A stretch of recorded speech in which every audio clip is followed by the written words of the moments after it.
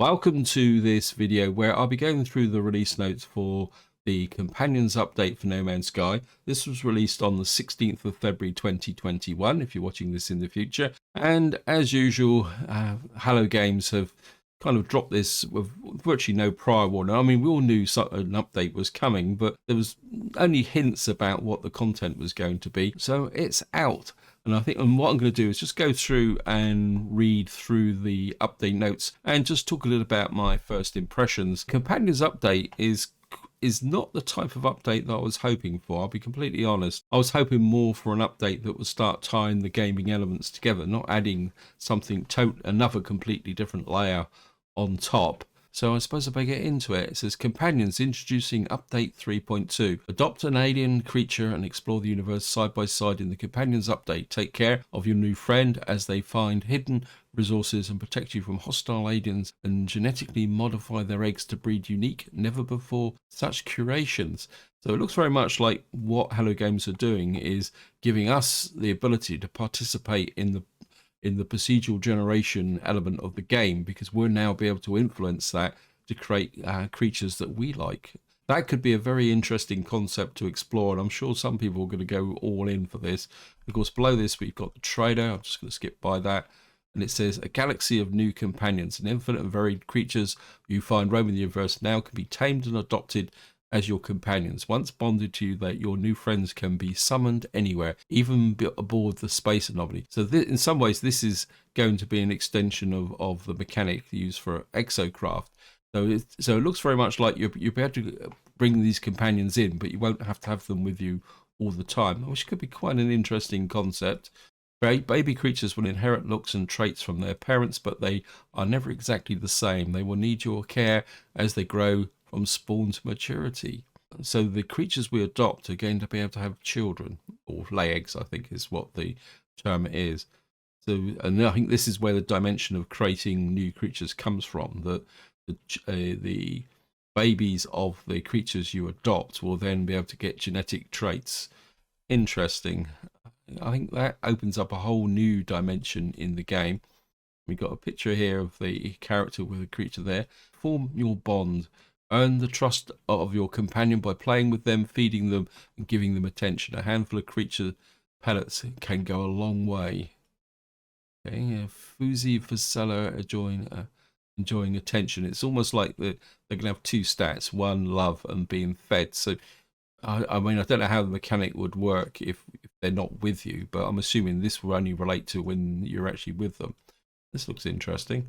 It says, explore together. Keeping your animal companions well cared for brings a host of practical benefits, including scanning for resources, marking hazards, providing torchlight, hunting hostile creatures, locating buildings, digging up valuable treasures, and deploying their own shoulder-mounted mining lasers. So it looks very much like if you're out exploring a planet and you want to gather resources, you can have your creature with you. Now, the only reservation I'd have with this is if you're on a planet with very sensitive sentinels. If your companion creature starts gathering resources and blasting everything in sight, that might prove to be interesting if you've got this aggressive sentinels. I like that creature there. Look, you can see him scanning. Oh, that's fascinating. And you can see here, this is obviously a picture of some gameplay with the people in there here with their. Also interesting that, yeah, okay. There's unique personalities. A creature's personality is shaped by their species and ecosystem role, but their individual personality is one of a kind. Their personality influences how they behave as well as how they think. I mean, I don't know how you tell the personality. We'll have to have a look into that. There's alien neurotranslation. The creature harness has a neuro link with the exosuit, enabling rudimentary translation of their thoughts and wishes. Companions may share their feelings towards their owner, comment on life forms, geography they encounter, or simply express their inner world. So you're able to kind of talk to creatures in a rudimentary way. I mean, that could be fun. A raw, dumb thing I will destroy. Ma, suit creature, crypto plotter, all bad feelings. That's when they don't like you. I like that. And it says here, play together. Your companion reacts with every move. They will run alongside you and play in response to your own gestures. Use specific command gestures to issue orders to your co-explorer. Oh, so this actually adds a reason to use gestures in single play, because if the creature's going to respond to your gestures, oh, that could be interesting. When your companions meet other creatures or companions, they may become inquisitive, playful, or even aggressive, depending on their personality. So they're actually introducing an element of social interaction, not just between the creature and the player, but the creature and other creatures. I can see that being a very strong element of multiplayer now, and could be quite in fun. Yeah, quite impressive creature there. Companion customization. Accessorize your companion with a range of functional and decorative adornments. Accessories can be recolored, customized with decals. Now it's going to be interesting to see whether these can be bought from a tech tree in, say, in the anomaly, or whether these will be something that will come with Quicksilver. So it'll be quite interesting to find out where we're going to get those from. It says expand your collection. Up to 6 creatures can be adopted as companions. The companion register screen provides an overview of your collection, including their mood, trust, and personality traits. Your companions can be renamed should you wish to give them a name reflective of your time together. If your friendship has come to an end, you can abandon them from your collection. So this mechanic's going to work in the same way as with ships. So we're going to be able to have up to 6 creatures. I mean, be curious to know where they would be located when they're not with you, or whether they would just disappear into the ether. And it'd be fun if you could put them into a base, or a say the freighter when they're not with you, so you could go and visit them on the freighter or something like that.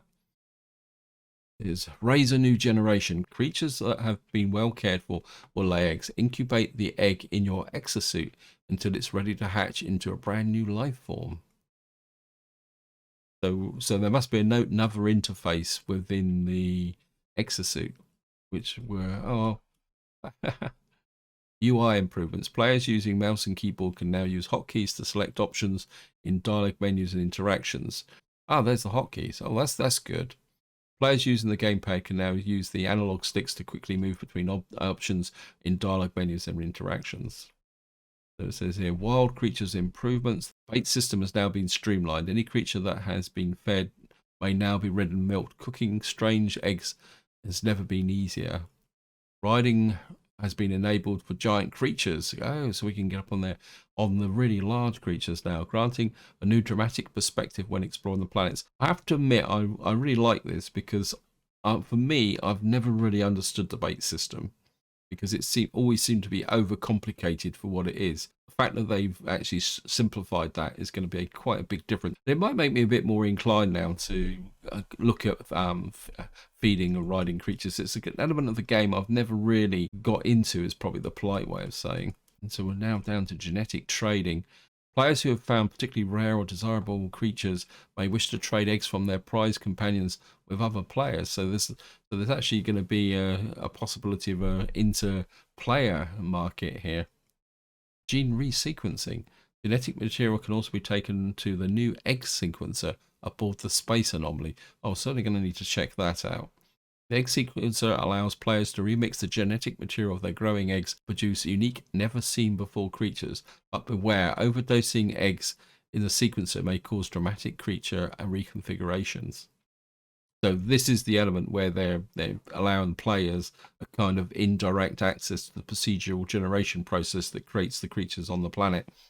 If we can look very carefully at this picture, it's obviously it's got sections here: growth hormone, gene splitter, dye injection, and neural calibrator. And below that, I don't know if you're able to see this on the video, it's got kind of the status of what it is. There's also a very small percentage under each of the thumbnails, and it says there overdose, dose.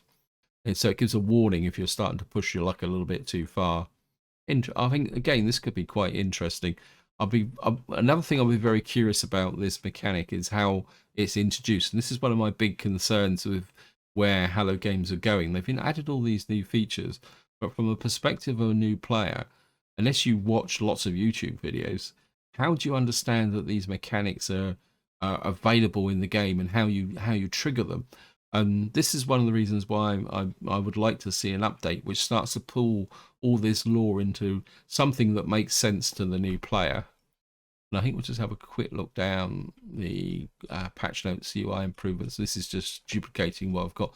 So bug fixes, we'll just have a quick look through.